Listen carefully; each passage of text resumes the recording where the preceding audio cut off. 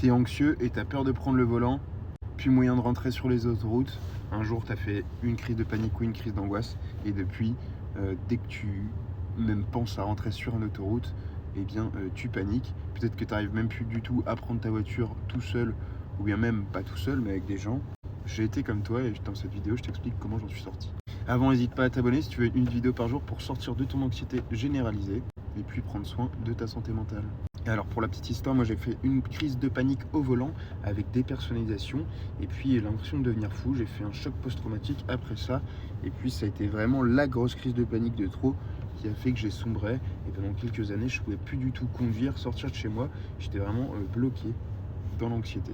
Comment j'ai fait? Eh bien alors, j'ai pas commencé par ça, j'ai commencé par reprendre confiance en moi parce que comme moi j'étais très bas et que je pouvais plus rien faire après le choc traumatique.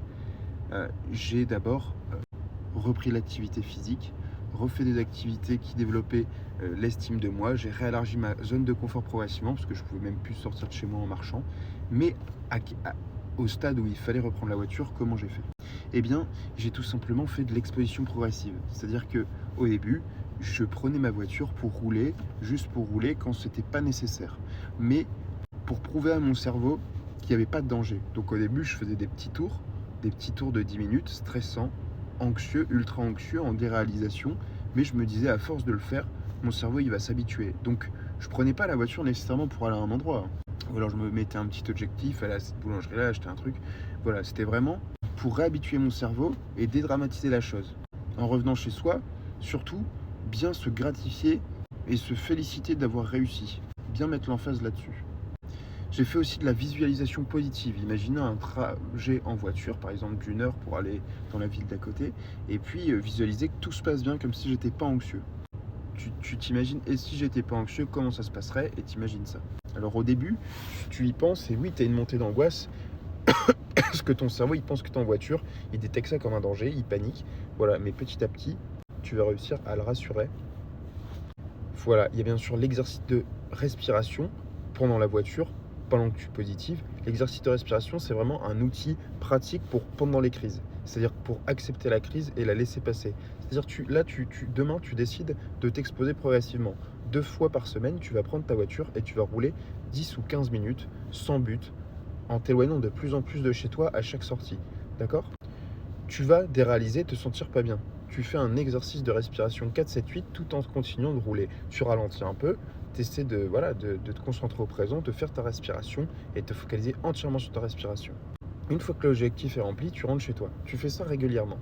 Au fur et à mesure, tu verras que tu vas avoir de moins en moins peur de ce trajet. Et après, il va falloir rallonger et continuer à gérer comme ça. Tu vas reprendre confiance en ta capacité à gérer cette incertitude. Petit à petit, tu vas pouvoir détecter les mécanismes qui aggravent l'anxiété, c'est-à-dire l'appréhension, c'est-à-dire faire plein de rituels pour être sûr que ça aille bien. Mais petit à petit, de toute façon, en reprenant confiance, ils vont petit à petit se supprimer. Un conseil au début, c'est mettre la clim un peu plus frais, sur 18 degrés par exemple, prendre de l'eau, un petit bonbon Ricola, pour t'aider à t'ancrer dans le moment pendant ta crise. Une fois que tu as bien maîtrisé, 30 minutes autour de chez toi, sans souci. Ça peut prendre plusieurs semaines ou plusieurs mois. En tout cas, il va falloir t'exposer progressivement. Ça dépend où t'en es. Eh bien, une fois que tu as fait ça, eh bien, tu vas prendre l'autoroute. Alors, fais-le avec quelqu'un si tu ne le sens pas au début. Fais-le avec quelqu'un, tu vas pas loin. Tu fais 3 sorties d'autoroute et tu reviens par chez toi, soit par l'autoroute, soit par la nationale. D'accord? Pourquoi on a peur de l'autoroute? Alors, parce que tu as l'impression que tu ne peux pas sortir, que tu n'as pas le contrôle, que tu ne peux pas t'arrêter si besoin. Quand tu es sur une petite route, ça fait moins peur parce que tu te dis, ton cerveau se dit, il trouve des échappatoires. Il se dit, là, je peux me garer et m'arrêter, appeler un ami, faire un exercice de respiration ou juste, voilà. Quand tu es sur l'autoroute, tu as l'impression que tu ne peux pas t'arrêter. Du coup, tu as l'impression que si d'un coup, tu es en crise de panique trop vite, eh bien, ça va pas aller. Et puis alors là, après, on a peur de l'AVC, on a peur de faire un malaise, on a peur, voilà, on a les jambes, les céphalées de tension, on a la cage thoracique oppressée, on a les jambes en coton, et du coup on a peur de soudainement perdre le contrôle, en fait, plus être capable de conduire. Mais ça n'arrive pas. La preuve, c'est que même en grande crise d'angoisse, on arrive à garder le contrôle suffisamment longtemps, souvent pour fuir tout simplement. Donc en fait, il faut rationaliser, faire son exercice de respiration, redescendre, se rappeler qu'on non, on ne va pas faire de malaise et oui, on est tout à fait capable de conduire cette voiture. Et pour réavoir confiance en cette capacité à conduire cette voiture, à gérer l'imprévu, l'incertitude et même à gérer une crise d'angoisse, eh bien il va falloir t'exposer progressivement. Donc mets-toi des défis, fais-le juste pour soigner l'anxiété, pas parce que tu dois aller faire ça, pas parce que tu dois aller faire ça, non.